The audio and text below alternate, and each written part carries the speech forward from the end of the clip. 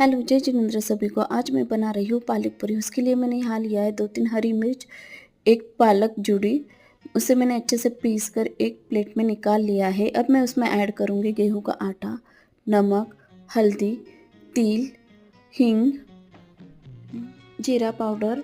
इसे मैं अच्छे से मिक्स कर लूँगी और एक डो बना लूँगी। डो रेडी है हमारा। अब मैं इसकी पूरी बेलूँगी और उसे तल लूँगी। पूरी बहुत अच्छे से फूल चुकी है, आप देख सकते हो। खाने में भी बहुत टेस्टी लगती है। एक बार ज़रूर ट्राई करें और बताइए आपकी पूरी कैसी बनी है। Thank you.